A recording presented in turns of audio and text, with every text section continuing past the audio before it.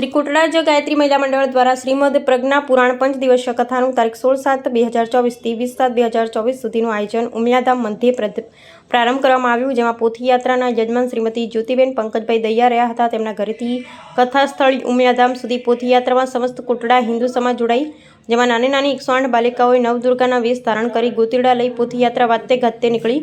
પછી ઉમિયાધામ મધ્યે પધારેલ સંતો આઈ શ્રી ચંદુમા, પરમ પૂજ્ય દેવીબા મોમાઈધામ મજલ, પરમ પૂજ્ય દિલીપ રાજા મુરજર, જયશ્રી દીદી નગલપર, સંતશ્રી મુકુંદાસ બીબર, દેવકુંવરબા જાડેજા જડુદર અને કથા વક્તા શ્રી શિવજીભાઈ મૂળના વરદ હસ્તે દીપ પ્રાગટ્ય કરી કથાનો પ્રારંભ કરવામાં આવ્યો. કથા વક્તા શ્રી શિવજીભાઈના મંગલ ચરણથી પધારેલ સંતોના આશીર્વાચન લઈ કથાની શુભ શરૂઆત કરવામાં આવી, જેનું સંચાલન સમસ્ત કુટડા હિન્દુ સમાધિ મહિલા મંડળે કર્યું અને કથાના આયોજક શ્રી કુટડા ગાયત્રી મહિલા મંડળની બહેનો શારદાબેન સોની, દેવકુંવરબા જાડેજા, લીલાબેન પૂજારા, દેવમણીબેન ઠક્કર, મંજુલાબેન ધોળુ, શાંતાબેન ભગત અને નીતાબેન અનમે કર્યું હતું.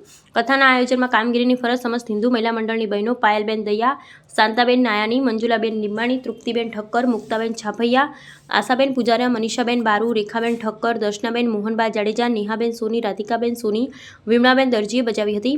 કથામાં પધારેલ મહેમાનો સંતોના સ્વાગત અલકાબેન બારુએ કર્યું. Bureau report Syed Razak Shah, Toliya, Kutch. હું શારદાબેન સોની, હું ગાયત્રી પરિવારમાં જોડાયેલી છું અને ગાયત્રી યજ્ઞ અને 16 સંસ્કારો પણ કરાવીએ છીએ. અમે ઘરે યજ્ઞ કરવા પણ જઈએ છીએ અને અમારા 30 વર્ષોથી અમારો આ સંકલ્પ હતો કે અમે યજ્ઞો કરીએ અને યજ્ઞોમાં પણ 16 સંસ્કારોના વધારે ધ્યાન દઈએ. અને એવું અમને એક મનથી એમ થયું કે અમે પ્રજ્ઞાપુરાણ ક્યાંય પણ અમે સાંભળ્યું નહોતું, તો અમારી ઈચ્છા હતી કે પ્રજ્ઞાપુરાણ અમે કરાવી અને અમે પ્રજ્ઞાપુરાણ કરાવી. બધાનો સાથ સહકાર બહુ સરસ મળ્યો છે અને વિઘ્નેશભાઈનો તો સાથ બહુ જ મળ્યો છે અમને.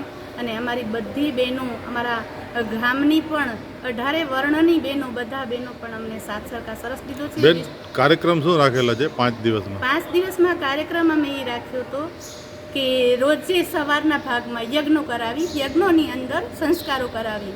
બધા 16 સંસ્કારોની અંદર અમને તો સરસ બધાના મળી રહ્યા છે સંસ્કાર. આજે પણ અમે સરસ વિદ્યારંભ સંસ્કાર કરાવ્યા, જન્મદિવસ સંસ્કાર કરાવ્યા અને કાલે પણ અમે તૈયાર રાખ્યા છે કે જે લગ્ન સંસ્કાર છે, ગર્ભ સંસ્કાર છે, એવી રીતે બધા અમે સવારના ભાગમાં સંસ્કારો કરાવીએ છીએ અને યજ્ઞો કરીએ છીએ. અને બપોર પછી 3:30 વાગે પ્રજ્ઞાપુરાણ કથા ચાલુ થાય છે. કથાના વક્તા અમારા શિવજીભાઈ મૂઢ, જે પ્રખ્યાત જે હરિદ્વારના પ્રતિનિધિ છે, કચ્છના પ્રતિનિધિત્વ કરે છે, કચ્છનું પ્રતિનિધિત્વ કરે છે, એવા સરસ અમને કથા સંભળાવે છે. અમને બહુ મજા આવે છે.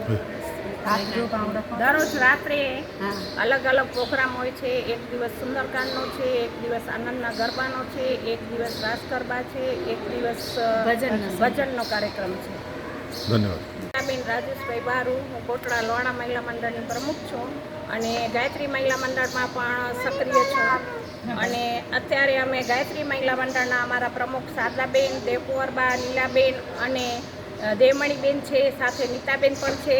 તો એમનું બહુ ઈચ્છા હતી કે અમે ગાયત્રી પ્રજ્ઞાપુરાણ કરીએ, તો એના સંકલ્પમાં અમે એ ઝંપલાવ્યું અને એ પ્રજ્ઞાપુરાણ કર્યું. તો પ્રજ્ઞાપુરાણનું અમારું આયોજન લોક કલ્યાણ અર્થે છે અને એમાં અમારું જે સંપૂર્ણ આયોજન છે એના મેઇન પડદા પાછળના કલાકાર જેને કહી શકાય એ અમારા એવા વિઘ્નેશભાઈ ઠક્કર, કે જેઓ બંટીભાઈના ઉલામણા નામથી બોલાવે છે બધા એમને.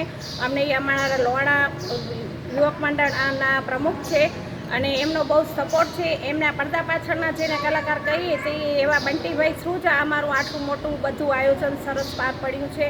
અને કાલે પણ અમારી શોભાયાત્રા હતી, એમાં 108 જેટલી છોકરીઓ હતી, કળશધારી બહેનો હતી અને નવદુર્ગા બનેલી પણ દીકરીઓ હતી.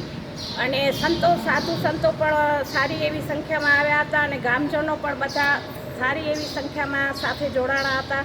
તો અમને ખૂબ આનંદ થયો. એ બહુ સારું આયોજન છે અને એ આયોજન બદલ અમને આભાર.